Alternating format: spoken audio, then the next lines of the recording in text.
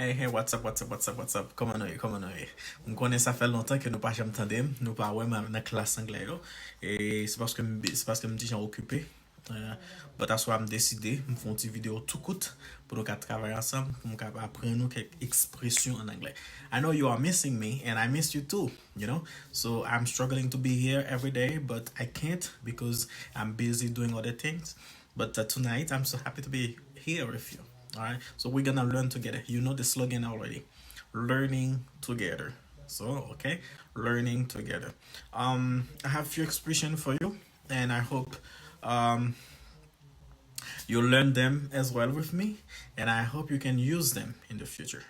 All right. By the way, before we start, before we go further in our lessons tonight, si au besoin changer la vie, si au besoin faire business sur internet là, et spécialement si vous voulez ouvrir store dans Amazon, ou ka contacter. Et le numéro pour contacter là c'est 563 284 2424. All right, and the number is 563 284 2421. All right, if you want to do a business, if you want to open your store on Amazon, do not hesitate to contact me. I will be here for you. I will hold your hand and I will teach you how to do that business and to be successful. um nous pas perdre trop de temps, nous pour aller. Oftentimes I do my lesson in English, but tonight I decide to mix, to mix the lesson a little bit, like English, a little bit of English, a little bit of Creole. That's why I'm deciding me little bit. On petit class anglais, on petit class Creole. But the expressions we have tonight is hanging there. Hanging there, qui veut dire kembe là. Don't give up, alright? So, anon di ke la vi a difisil, ou pa nan travay, ou du mwen kek lok other problem ou gen, wap pale avek un zamou, wap explike sa l kato, hey, don't give up man, hanging there. Bag rap chanje unjou, don't give up. Say hanging there. Hang in there, hanging there. Kembe la, pa lage, pa dekouaje. Alright, this is our first expression for tonight, hanging there. And the second one is easy does it. Easy does it. Easy does it. Al doucement ti papa, ou ale trop vite. Al doucement, slow down. Alright, slow down. Al doucement. Pose ou. Easy does it. And our third expression for tonight, cutting corners. Cutting corners. Cutting corners.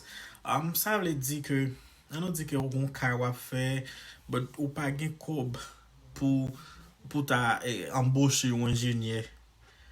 Ou pa gen kob menm pou ta pou un bon kontremet, but ou oblige ou pon ti boss mason bol la kar wa, pou l fe kala pou, parce ou pa gen kob ki ko ta supposé genyen pour payer ingénieur avec contribuer pour faire ça. So oblige à couper coûte maintenant ma coûte pour faire ça là, OK?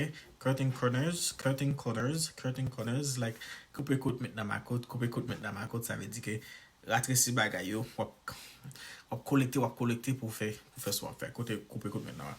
Call it a day. Call it a day. C'est call it a day. Fin travail. Ça veut dire fin travail. I'm calling the day. So, I'm calling a day, m'tap travail, et puis m'camper travail, m'fin travail, ça veut dire m'camper. M'tap travail sur, par exemple, m'te gon livre que m'tap écrit, et m'soti fatigué, m'jus, ok, I call the day. M'camper sur travail, là, m'tap fait jodi, là, m'pon pause. Call it a day. And, l'autre expression, c'est get out of hand. Get out of hand mean yon bagay ko de gen control, but ou vin perdi control li, okay? Get out of hand, perdi control yon bagay. Get out of hand. Get out. Get out of hand. Get out of hand. Get out of hand. So you lose the control of something. I don't have the control over it. I lose the control. I don't have the control over it. Get out of hand. Our last expression for tonight is miss the boat. Okay? If they say you miss the boat, that means it's too late. It's too late. Li trop tard. Ou vin en retard, nou tap bay kado, but kado gata fini, nou vin en retard pat la. You miss the boat. Okay? You miss the boat. You are late. It's too late. J'en dis ya, et ou ka utiliser expression ça yo chaque jour et yon nan bagay pour faire, yon nan bagay qui est important. Al checker vidéo myo m'gagne sur YouTube là, ou ap gade comment moi faire des vidéos, moi mettre des expressions, moi mettre des phrases, des verbes et other sentences, moi mettre qui permettent que vous même capable apprendre anglais lentement, okay? So go and check my videos. They are there for you on YouTube, and you're gonna learn English, slowly learning. Okay, but you nan bagay jam te di nan komanseman, si que vous voulez changer la vie, si que vous voulez faire business online, pas hésiter à contacter dans le numéro ça, que c'est 563 284 21 21. 563 284 24 21. If you want to do business online, if you want to open a store on Amazon, if you want to have your own store on Amazon, if you want to have your own product or the product you select, come and see me, and I'm willing and want to help you. I'm willing and I want to help you open your store.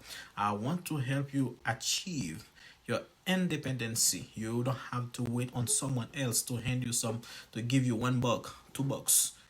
You don't want that. You can do business like just like everybody else. So if you wanna do that, contact me.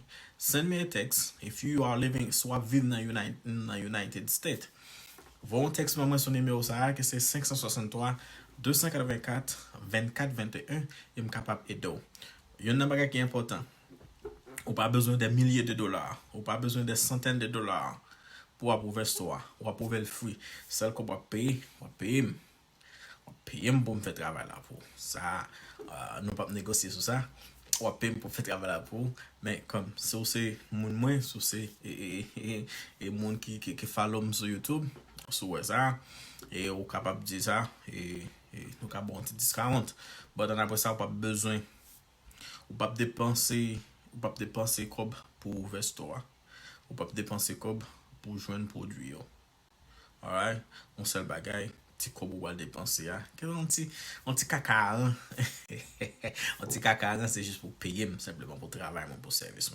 Sois intéressé, écris dans le numéro ça qui c'est m'a mettre le numéro en bas là pour. Sois intéressé comme numéro ça qui c'est 563 284 2421. That's the number you can find me on. Text me or call me whenever you want, whenever you desire. Call me and I'll be there for you with you. I hope you learn something and not want to turn it back to expression yo pour nous rappeler. Hanging there, that means don't give up. Life is difficult. It's not easy to do what you want to do. But one thing is sure. One thing is certain. Do not give up. Hanging there. Do not give up. Hanging there. Pas découragé. Yes. Hey, what's up, bro? Hanging there. Mla. Map can be my boule. You can use it for that as well. My boule. Map can be mla. No, not lutter. I'm hanging there. Deuxième expression, easy does it. Slow down, okay? Take your time, slow down, take your time and do it. Easy does it. Al doucement. Cutting corners means you don't have the necessary. You don't have what is necessary to build a big house, a mansion, but you have just enough.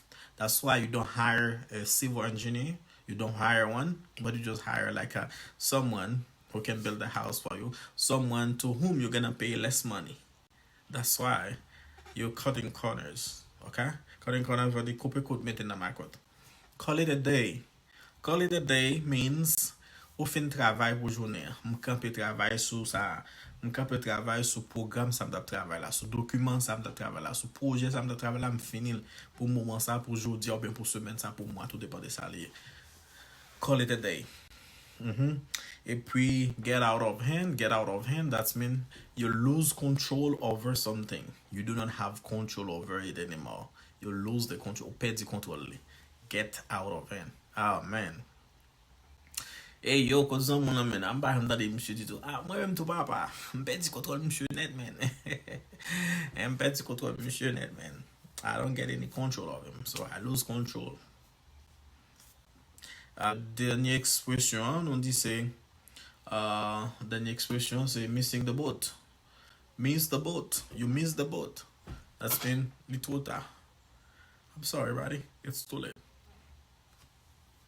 You get something? Before you go, I want to remind you again. If you want to do business online, see so many people are making money online. So many people are working tirelessly to make a living.